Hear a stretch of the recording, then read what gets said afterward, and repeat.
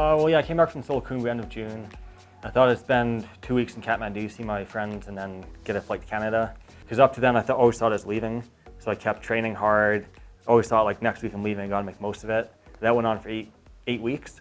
And then after that, just like, you're supposed to be inside. They do have shopping hours from 5 till 9 in the morning.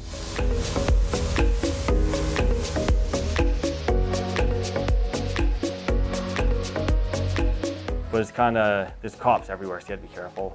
If they saw you kind of hanging out or not making most of your time, they put you in these holding pens, and you have to stand there for like an hour or two. Where is blocking? Yeah. No back. You go to where? Yeah, do it. I was supposed to have a flight on August 17th. So on August 15th, I wanted to do one last big ride, which was called the Kathmandu 360. I wanted to tie in all the biking routes I found in the previous 2 months.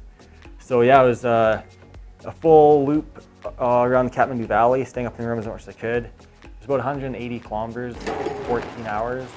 And yeah, it's cool. It's pretty much the accumulation of 2 months of research, of checking all the roads out.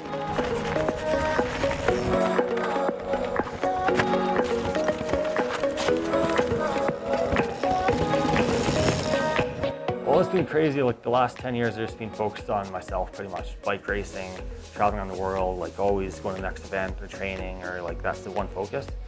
And then this year, that was shut down. So it first hit me up in Solukhumbu. I got stranded there and had to find a place to live, and the local monastery, Chumang Monastery, took me in. And I thought, like, that's pretty cool for them to take me in during the lockdown. Like, how can I repay them? So I ended up doing the Everesting ride. And that was as a fundraiser to raise money for the monasteries to build a greenhouse and a dry house for the clothes. So that kind of kicked it off. And then as this lockdown was prolonged, I just thought, like, why not just keep it going here in Kathmandu? There's a lot of needy people. It's one thing to live back in Canada and see it on the news, like these people are like hungry, they're going starving, but to see it firsthand when I'm biking around here, it like really hits home. And just to see the look in the people's faces when they get food, like a bag of food for a week, it blows your mind. Just, you don't think about that back in Canada. Like, we always have food, you always have what you need, but here it's like people are really living day to day. And with the lockdown, it's really put a lot of stresses on them. And money goes so far here. I think one food pack, which lasts a family for a week, it's like 50 meals, it costs like $15. So it's like, yeah, from the last fundraiser, we had some extra money. So I talked to my friend G-Man about where we could, what's needed. So yeah, yesterday we went to Food in Canada and we did, distributed, I think 15 food bags. म केही गर्दिन पहिला त full पसल लाग्थ्यो बाबु अहिले त अब केही गर्नु पनि सक्दैन अब त बुढी पनि भयो त्यही नातिनी र नानीले थाहा छ नि नातिनी र म मात्रै हो. And we got to tour the slums back there. It's pretty wild. Like, people live in what we call a shed back home, which is just like a piece of tin and like mud sidewalls, and it's pretty insane. And it was just right behind.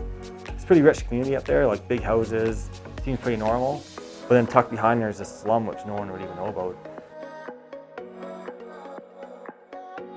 He's Nitik Pandit, 12 years old, and I think his mother left when he was just 3 or 4 years old because he was in trauma since his childhood. That may be the reason he's quiet. And his father is there, who is more into alcohol. So we should help him to, little open up and then enjoy his childhood like others are doing. It's cool to see how appreciative they were. They all seem to be happy, good spirits. It's always blown me away in Nepal that people don't have much, but there's some have big stories. It's pretty cool. Unlike the Western world where the government school is pretty well funded, here they're pretty basic. So I think the kids go hungry. Basically, they get like a dalbat for breakfast probably, then eat nothing all day and then dalbat for dinner. So yeah, the NGOs have stepped in and they want to give the kids a nutritious meal in the middle of the day. I think the cost of the meal is like 30 rupees. It's like soybeans, rice, all just like basic nutrition. Better than the crackers and pasta they usually eat. So that just helps them focus in school. So yeah, I think they were doing 5,000 students a day. So it makes a big difference. And I think, it's good to focus on the kids. We're all the money at, the previous food distributions, we gave food packages to families, so it's for the whole family, but this one's just for the kid. So the kid gets 30 lunches a month.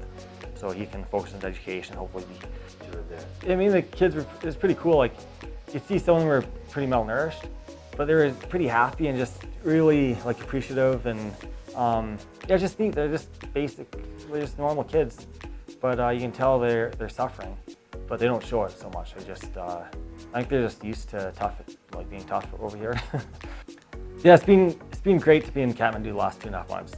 I've seen a different side of the world I'd never normally see. So, I mean, biking around Kathmandu, you go on the main streets and it's pretty normal, like supermarkets, malls, whatever. But when we go on a ride to go to the outskirts of the city, we go through the slums, we see the real poor of the poor. And it's amazing, they always welcome you on their trails. There's never no trespassing sign, or people never yelling at you to get out of there. It's like, oh, namaste, welcome, you know, like they treat you amazing. But at the same time, you can see they're really, really poor. So that's where the food distribution came in. I saw like, these people are so kind and generous, but they obviously need some help. And especially during this lockdown, where the lockdown has been 5 of the last 6 months. So people have lost their daily incomes, a lot of them have, so it's hard to put food on the table. So yeah, it's been nice to be able to find a spot where you can actually help out and make a difference. And I'm lucky that I have so many good contacts in Nepal, so they can point me in the right direction and help set up stuff on the ground.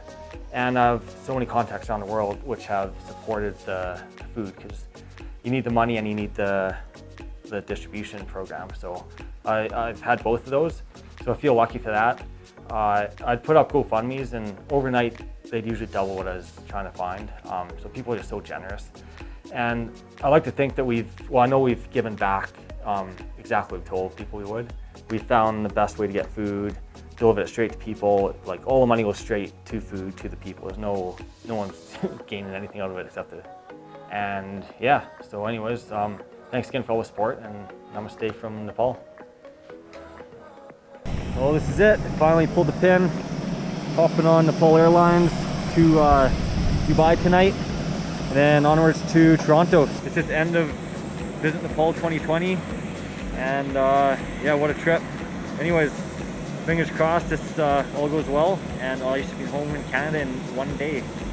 So, over and out. I'd like to send a huge shout out to all my friends and family around the world that stood behind these fundraisers and helped us deliver around 15,000 meals to those in need during this global pandemic. It went a long ways over here in Nepal, and I'm forever grateful for all the help in doing this.